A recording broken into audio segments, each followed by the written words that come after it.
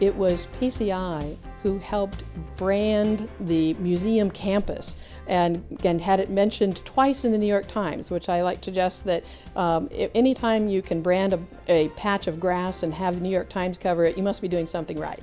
So the museum campus, moving the submarine, the U-505 submarine at the Museum of Science and Industry. We closed the Chicago Stadium and opened the United Center. We closed Comiskey Park and opened U.S. Cellular.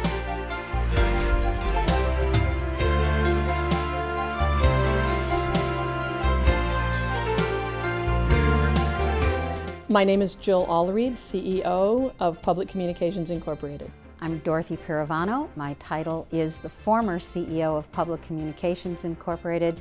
I worked at PCI for 33 years, and I started as a part-time freelancer at that point.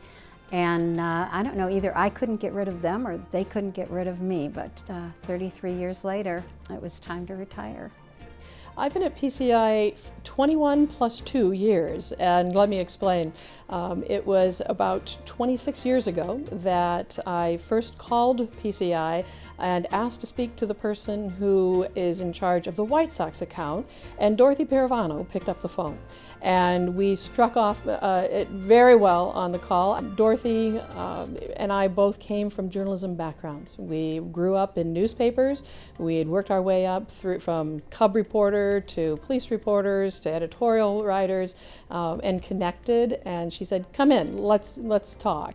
And that led to a job offer, me working at PCI a couple years. I had heard of and was kind of recruited to come and interview for the very first public affairs director at Brookfield Zoo. Went out, applied for the job, met with the director, Dr. George Rabb, who became one of my most significant mentors in my life. Turned me into, or pounded me into, a conservationist that today is a very strong pillar of what motivates me, and it actually permeates through the agency. Was there almost 3 years when Dick Berry, at the time president of PCI, came and said, "We'd like you to come back." I said, "Well, you know, I really kind of like what I'm doing." And he said, "Come back as a minority owner in the firm, and you can bring your own clients." My first client was Shedd Aquarium, second one, Brookfield Zoo, third one, Alliance of Marine Mammal Parks and Aquarium. All three of them are still clients 20 years later. I think PCI and I shared a brain from the start. One of the things I've always loved about working here is that we won't work for clients who we can't believe in. And I know that's not universal, and you can argue that every client deserves representation. But I think we felt from the outset of the agency, long before I joined, that if we weren't passionate about what we were talking about, that we wouldn't be able to do as good a job.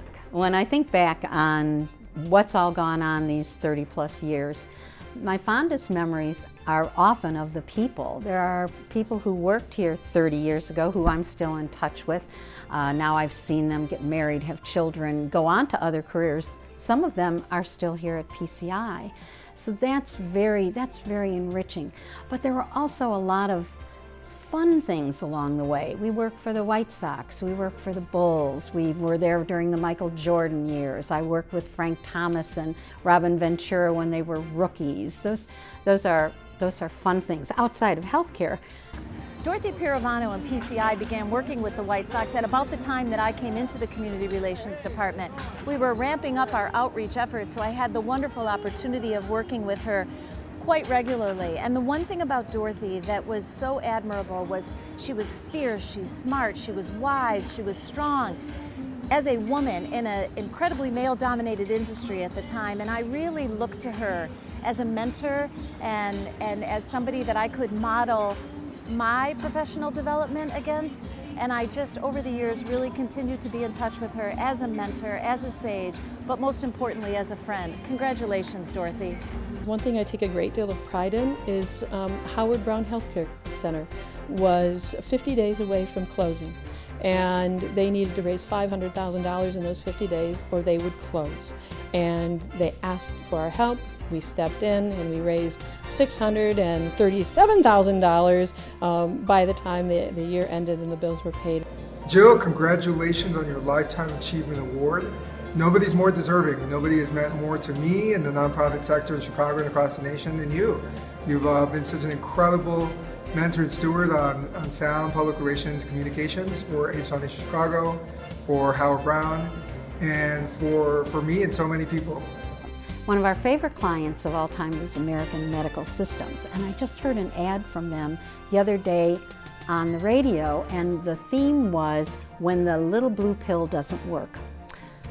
AMS made an inflatable penile prosthesis, and we represented this client 30 years ago when you wouldn't even say sex on television, much less impotence or erectile dysfunction.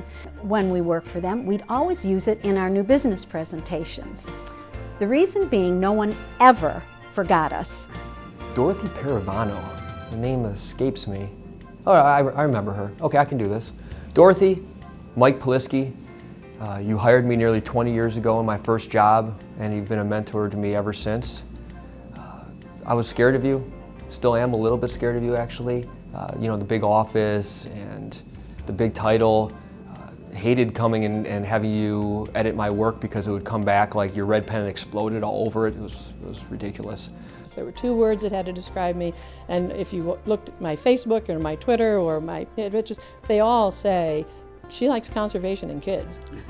Jill and the PCI team were really instrumental in helping us find or re-find our identity, and working with us strategically and the board and the senior staff, and coming together and really helping us relaunch ourselves. And we haven't looked back. It was a great collaboration.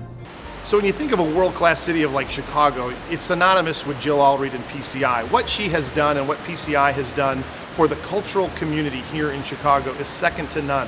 We have great organizations like the Shed Aquarium here and all of the other museums and zoos that are around here.